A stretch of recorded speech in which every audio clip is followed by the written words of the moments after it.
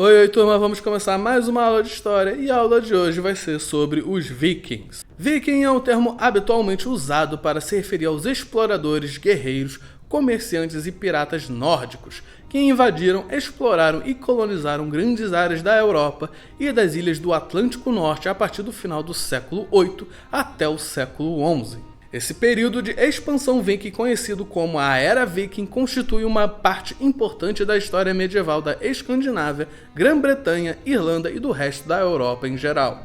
As concepções populares dos vikings geralmente diferem do complexo quadro que emerge da arqueologia e das fontes escritas. Temos uma imagem romantizada dos vikings como bons selvagens germânicos que começaram a fincar suas raízes no século XVIII, e isso evoluiu e se tornou amplamente propagado durante a revitalização viking no século XIX. Temos também a fama dos vikings de brutos e violentos ou intrépidos aventureiros, que deve muito ao mito do viking moderno que tomou forma no início do século XX. As atuais representações populares são tipicamente muito clichês, apresentando os vikings como caricaturas. Os vikings fundaram vários povoados e fizeram um comércio pacificamente também.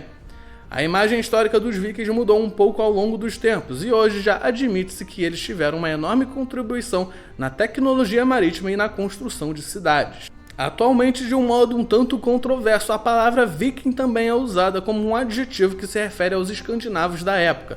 A população escandinava medieval é denominada frequentemente pelo termo genérico de nórdicos. Os vikings não usavam a palavra viking para se referirem a si próprios. A rara ocorrência da palavra em pedras rúnicas é sobretudo na expressão fara e viking, significando ir em viagem de comércio, de pirataria, de expedição guerreira. Nas terras atingidas pelos vikings eram usados vários termos para os designar. Os ingleses chamavam eles de dinamarqueses, pagãos e mais raramente de vikings.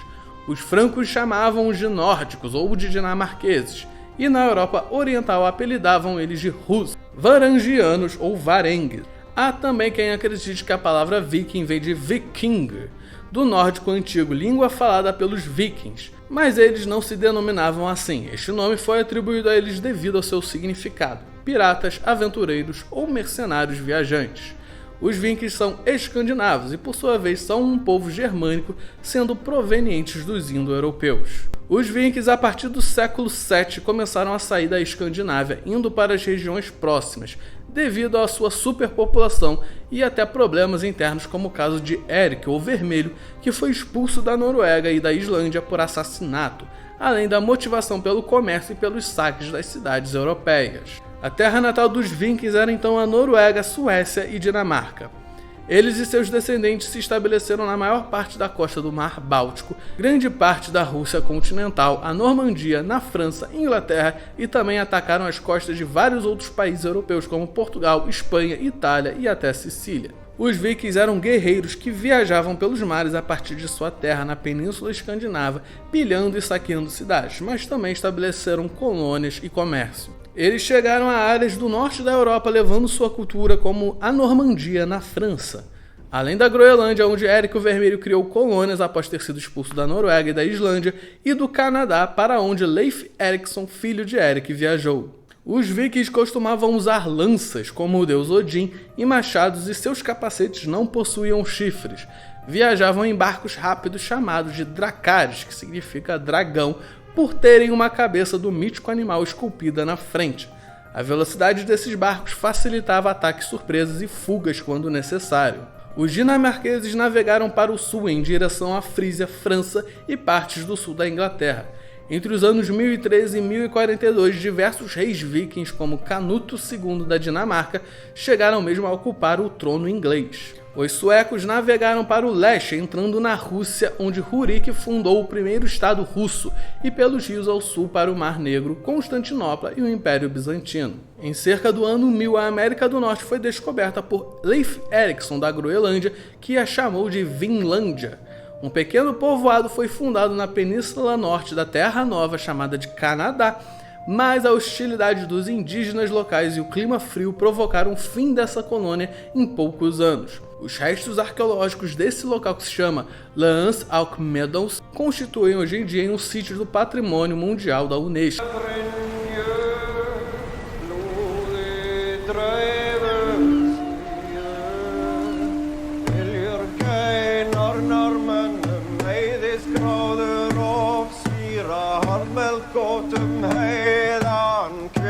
blådig rodna, Vestforet og flere kvidri sper, Månfrannar marsar mot og far, Krogei kautrat, Vidisa prat, Ljødmerdar hot, Minsk knarrar skåt, Heilir hildar til, Heilir hildi fra, Koma der heilir kvadan. Os primeiros relatos de invasões vikings datam de 793, quando dinamarqueses atacaram e saquearam o famoso mosteiro insular de Lindisfarne, na costa leste da Inglaterra. Os vikings saquearam o mosteiro, mataram os monges que resistiram, carregaram seus navios e retornaram à Escandinávia. Nos 200 anos seguintes, a história europeia encontra-se repleta de contos sobre os vikings em suas pilhagens. O tamanho e a frequência das incursões contra a Inglaterra, França e Alemanha aumentaram ao ponto de se tornarem invasões. Eles saquearam cidades importantes como Hamburgo, Utrecht e Rouen. Colônias foram estabelecidas como bases para futuras incursões. As colônias do noroeste da França ficaram conhecidas como Normandia, de Homens do Norte, e seus residentes eram chamados de normandos. Em 865, o grande exército pagão invadiu a Inglaterra. Eles controlaram boa parte da Inglaterra pelos 2 séculos seguintes. Um dos últimos reis de toda a Inglaterra até 1066 foi Canuto, conhecido como o Grande, que governava a Dinamarca e a Noruega simultaneamente. Em 871, uma outra grande esquadra navegou pelo rio Sena até atacar Paris. Eles cercaram a cidade por 2 anos até abandonarem o local com um grande pagamento em dinheiro e permissão para pilhar desimpedidos a parte oeste da França. Em 911, o rei da França elevou o chefe da Normandia a duque em troca da conversão ao cristianismo e da interrupção de suas incursões. Do ducado da Normandia veio uma série de notáveis guerreiros como Guilherme I, que conquistou a Inglaterra em 1066, Roberto de Altavilla e sua família, que tomaram a Sicília dos árabes entre 1060 e 1091, e Balduíno I, o rei cruzado de Jerusalém. Somente após o fim da Era Viking, os reinos separados adquiriram identidades como nações, que passou de mão em mão com a sua cristianização. Assim, o fim da Era Viking para os escandinavos também marca o início de sua relativamente breve Idade Média. Após décadas de pilhagem, a resistência aos vikings tornou-se mais eficiente e, depois da introdução do cristianismo na Escandinávia, tornou a cultura viking mais moderada. As incursões vikings cessaram no fim do século XI. A consolidação dos 3 reinos escandinavos, Noruega, Dinamarca e Suécia, em substituição das nações vikings em meados do século XI, deve ter influenciado também o fim dos ataques, visto que com eles os vikings passaram também a sofrer das intrigas políticas de que tanto se beneficiaram e muito da energia do rei estava dedicada a governar suas terras. A difusão do cristianismo fragilizou os valores guerreiros pagãos antigos que acabaram por se extinguir.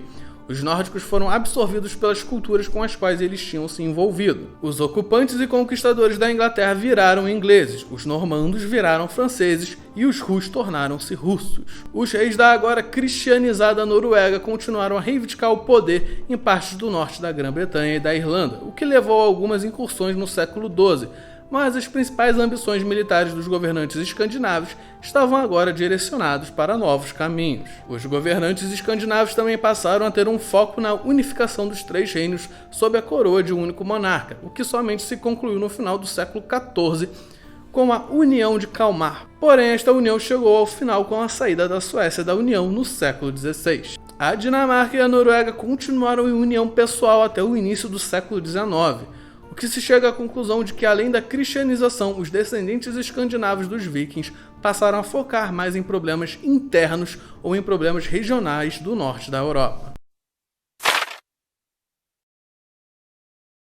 A escrita dos vikings eram com runas, símbolos escritos em pedras, sendo usados até o período da cristianização que misturou as culturas e provocou alterações. Nessas misturas, muitas coisas da cultura cristã passaram para os vikings, mas algumas tradições e ideias da religião dos vikings passaram para os cristãos, colaborando para a aceitação do cristianismo pelos vikings. Alguns exemplos dessas cristianizações das coisas vikings são a santificação da festa da deusa Eostre, considerada por alguns uma forma da deusa Frigg, esposa de Odin, cujos símbolos são coelhos e ovos, e que originou os nomes da Páscoa no inglês e alemão, Easter e Oster. Ou seja, os ovos de Páscoa que vocês comem todos os anos fazem parte de uma tradição pagã e não cristã. Povos vikings, assim como tinham uma mesma organização política, também compartilhavam uma mesma composição sociocultural. As sociedades estavam divididas de um modo geral da seguinte maneira: o rei estava no ápice da pirâmide, abaixo dele estavam os Jarls, homens ricos e grandes proprietários de terras. Os Jarls não eram nobres, pois nas sociedades vikings não havia nobreza. Abaixo dos Jarls haviam os Carls, ou seja, o povo, livres mas sem posses ou com poucas propriedades, geralmente pequenos comerciantes e lavradores. Os Carls compunham o grosso dos exércitos vikings e tinham participação nas Things. Abaixo dos Carls haviam os Thralls, escravos. Eles geralmente eram prisioneiros de batalhas, mas podiam ser, dependendo da decisão da Althing da região, escravos por dívidas ou por crimes. Seus proprietários tinham o direito de vida e morte sobre ele. A maior parte dos povoados vikings eram fazendas pequenas com 50 a 500 habitantes. Nessas fazendas a vida era comunitária, ou seja, todos deviam se ajudar mutualmente. O trabalho era dividido de acordo com as especialidades de cada um. Uns eram ferreiros, outros pescadores. Os povoados sempre desenvolviam nas proximidades de rios e lagos. Outros cuidavam dos rebanhos, uns eram os artesãos, outros eram soldados profissionais, mas a maioria era agricultora. As semeaduras ocorriam tão logo a primavera começava, pois os grãos precisavam ser colhidos no final do verão para que pudessem ser armazenados para o outono e inverno. Durante o inverno, as principais fontes de alimentos eram a carne de gado e das caças que eles obtinham. No verão, o gado era transportado para as montanhas para pastar longe das plantações. Nas fazendas, as pessoas moravam geralmente em grandes casarões comunitários.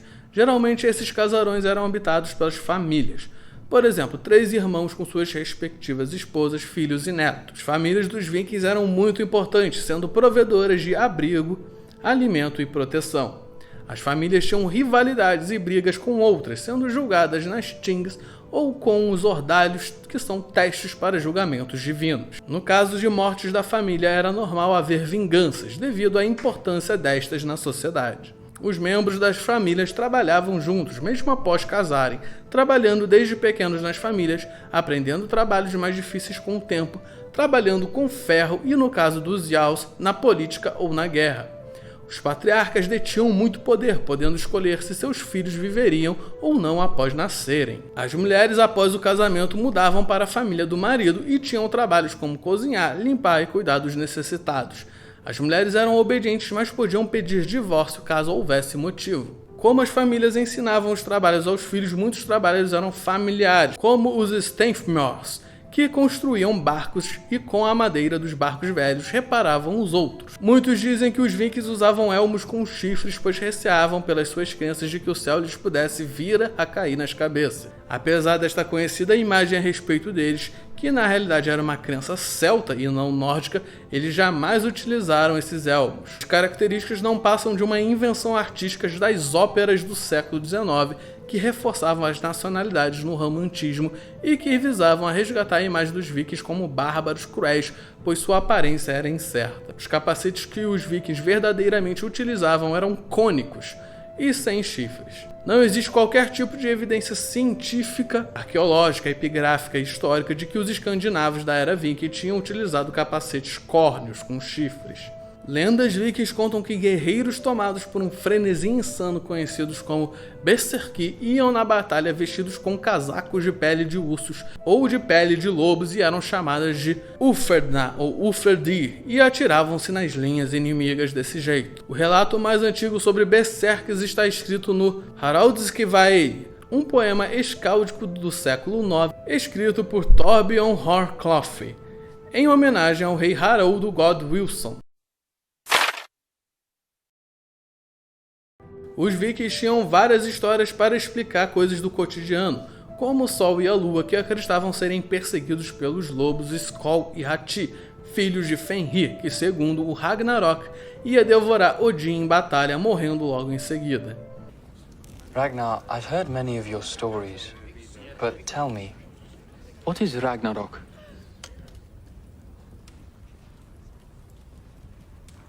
I've heard mention of it several times. But so far, no one has explained the meaning to me.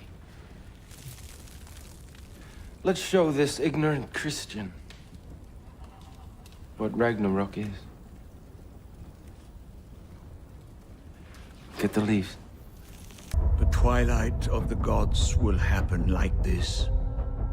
There will be 3 years of terrible winters and summers of black sunlight.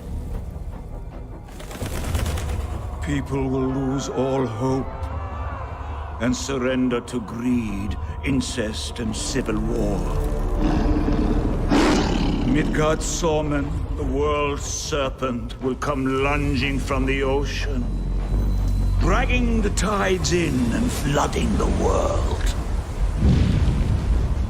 The wolf, giant Fenrir, will break his invisible chains. The skies will open, and Surt, the fire giant, will come flaming across the bridge to destroy the gods. Odin will ride out of the gates of Valhalla to do battle for a last time against the wolf. Thor will kill the serpent, but die from its venom. Surt will spread fire across the earth. At last, Fenrir will swallow the sun. A deusa Sol passava todo dia com sua carruagem puxada pelos cavalos Asvide e Arvak. Os deuses eram mais ou menos populares de acordo com a importância que tinham com o cotidiano. Alguns dos deuses mais venerados foram Odin, Thor e Njord. A religião dos vikings costumava ter culto aos ancestrais, além da veneração a deuses, e transmitia ideias diferentes quanto a questões da vida e do mundo. Eles acreditavam que o mundo era dividido em andares, e todos estavam unidos a uma enorme árvore sagrada chamada Yggdrasil. Esses andares eram diferentes e possuíam características especiais, sendo estes 9. Havia um mundo para os deuses, Asgard, e um mundo onde as pessoas vivem, Midgard, além de outros 7 que são Niflheim, mundo abaixo de Midgard, no subsolo onde Hel governa os mortos. Outro mundo é Jotunheim, reino frio e montanhoso, onde os gigantes de gelo, chamados de Jotuns, habitam, e era governado por Tyn, gigante que roubou a Mjolnir de Thor para trocá-lo por Freya. Os outros mundos são Vanaheim, casa de Vanir, Muspelheim, a casa dos gigantes de fogo, local cheio de cinzas e lava, cujo rei é o gigante Surt, Alfheim, onde os elfos moram, Svartalheim, onde os Svartalfas habitam, são conhecidos como Elfos Negros, Nidavellir, que é a terra dos anões. Essa religião não era baseada na luta entre o bem e o mal, mas entre a ordem e o caos, sendo que nenhum deus era tido como completamente bom nem mal. Mesmo Loki, sendo apresentado como um provocador de conflitos, ele ajudou os deuses em diversas ocasiões também. Os vikings valorizavam a morte e até a festejavam. Após a morte haviam ritos, como a queima do corpo do morto com vários pertences, e após a queima estes eram recolhidos e as cinzas colocadas em potes de cerâmica. Outra forma usada após a morte é a criação de câmaras, onde o morto era colocado junto a vários pertences até seus cavalos. Esta forma era a mais usada na Dinamarca e na ilha da Gotland. Há casos também de enterros de navios, onde foram colocados a rainha e princesa junto a pertencentes e animais sacrificados, como cães, cavalos e bois. Em outra câmara foi encontrada também uma mulher bem vestida, sendo esta rica, e uma mal vestida e retorcida, que estudos confirmaram que esta era uma escrava que havia sido posta viva na câmara. No caso da morte dos homens, era costume a sua mulher favorita ser enterrada viva junto a ele. O uso de barcos como túmulo mostra o poder e prestígio do morto, e também simbolizava a jornada após morte, e tem ligação com a adoração a Njord. A cultura dos vikings tinha caráter guerreiro, devido também às influências religiosas. Eles eram politeístas, tendo deuses com diversas características, personalidades, histórias e influências no dia a dia. Esses deuses eram divididos em 2 grupos, os Aesir e os Vanir, além de terem outras criaturas, como gigantes.